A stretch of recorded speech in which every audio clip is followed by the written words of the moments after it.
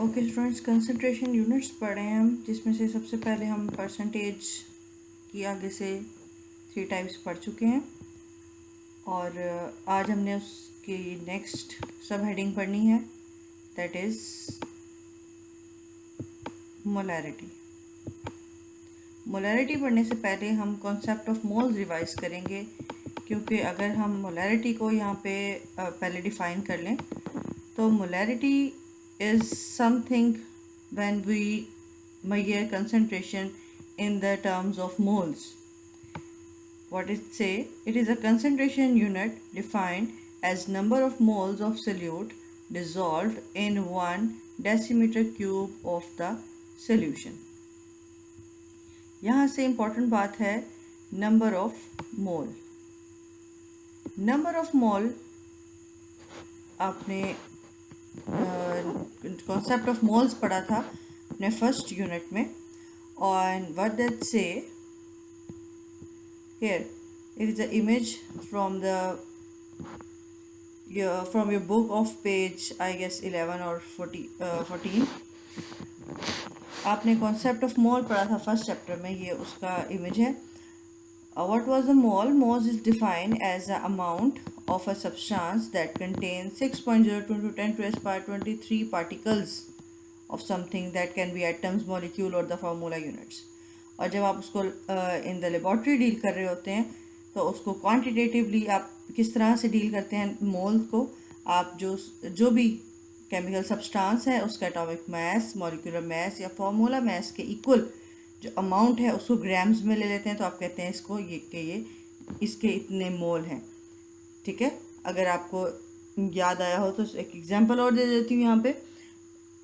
Carbon जिसका atomic mass 12 है, ठीक है, और जब आप उसको डील करें इन मोल्स, तब आप अगर उसका 12 ग्राम्स लेंगे तो आप कहेंगे I have 1 mole of carbon.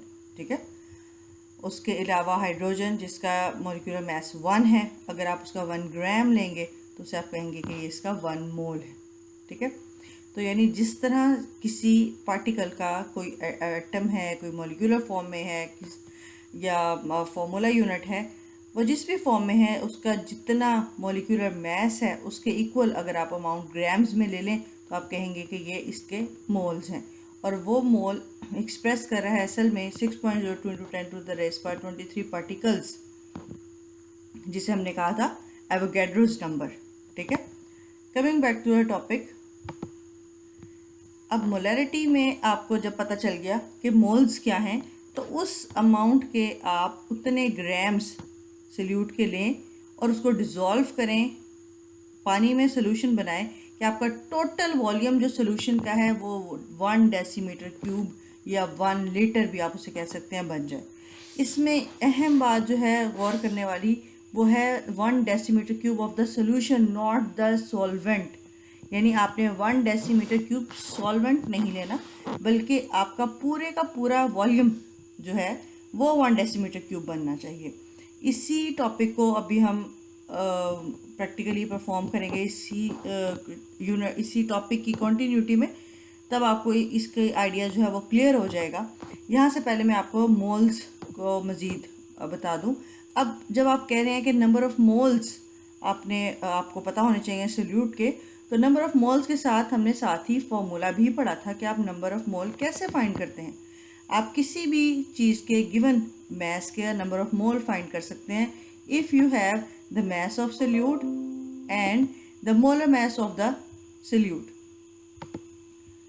For example, sodium chloride की एग्जांपल में सोडियम और क्लोरीन दो अलग अलग एटम्स हैं जो मिलके बनाते हैं सोडियम क्लोराइड।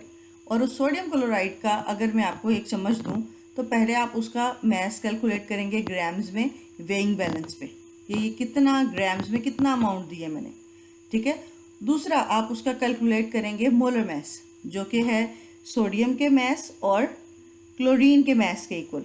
सोडियम का मास और क्लोरीन का मोलर मास जो उसका एटॉमिक मास से आप लेंगे, वहाँ से जब आप एटॉमिक मास, दोनों के एटॉमिक मास को जब आप जमा कर लेंगे तो वो आपके पास आ जाएगा मोलर मास सोडियम क्लोराइड का।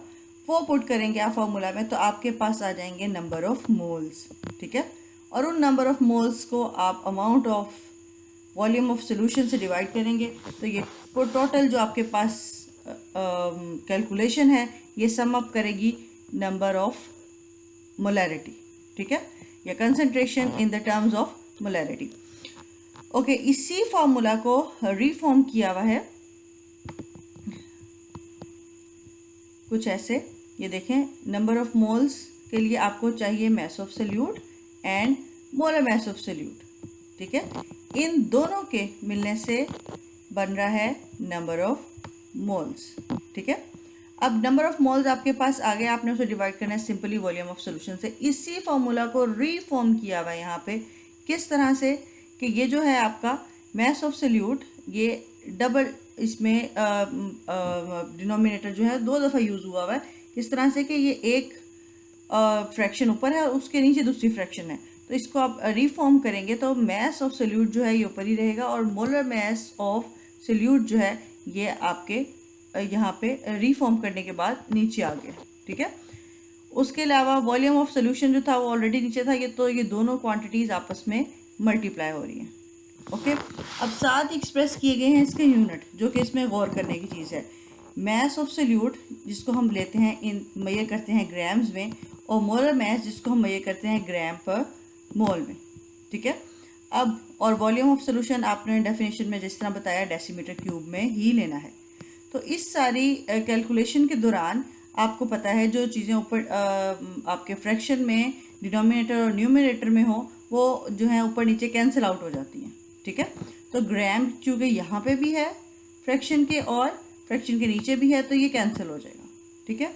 और जो आपका मोल और डेसीमीटर क्यूब है ये कैंसिल नहीं हो रहा, लिहाजा ये यहीं रहेगा। और ये जब आप इसको यूनिट डिराइव करने लगेंगे तो क्योंकि आप ये फ्रैक्शन में शो हुए हुए हैं तो फ्रैक्शन में तो आपने इसको नहीं ना लिखना, तो फ्रैक्शन में चूँकि नहीं लिखना इसलिए आपके जो है मोल जिस पे इन्वर्स का साइन है -1 का साइन है, ये मोल जिस पे -1 का साइन है ये फ्रैक्शन में नीचे की तरफ है। जब ये वापस ऊपर की तरफ जाएगा, यानी क्योंकि आपने जो यूनिट्स हैं उसको फ्रैक्शन में नहीं लिखना होता, तो आप इसे फ्रैक्शन के उसके डिनोमिनेटर की बजाय न्यूमरेटर में लाएंगे तो इसका साइन जो है वो उलट जाएगा, यानी -1 उसके बजाय ये 1 रह जाएगा। और डेसीमीटर क्यूब जो कि माइनस में नहीं है वो इन्वर्स होने के बाद माइनस में हो जाएगा। लिहाजा जो मोलैरिटी का यूनिट होगा वो क्या होगा, मोल पर डेसीमीटर क्यूब। ये लाइन यहाँ पे नहीं लिखी हुई पर लेकिन आप इसको खुद से लिख लें, यहीं पे ही अपने पेज पे ही नीचे लिख लें कि what is the unit of molarity, it is mole per decimetre cube, MOL मोल और साथ डेसीमीटर क्यूब, और इसके ऊपर आपका जो साइन है वो आएगा माइनस में, ठीक है। ठीक है जी, तो ये डिराइव हो गया आपका यूनिट। अब नेक्स्ट जो है इसको किस तरह से प्रैक्टिकली भी परफॉर्म करके हम देखेंगे और किस तरह से हमने लैब में मोलर सॉल्यूशन बनाने हैं वो भी करेंगे। यहाँ तक दोबारा सुने बात को। हमने पढ़ा है कंसंट्रेशन का next unit, that is molarity. Molarity is something when we measure the concentration in terms of moles. तो मोल क्या चीज़ है, पहले हमने उसको रिवाइज किया कि when there are 6.02 into 10⁻23 particles of something it is called 1 mole, ठीक है।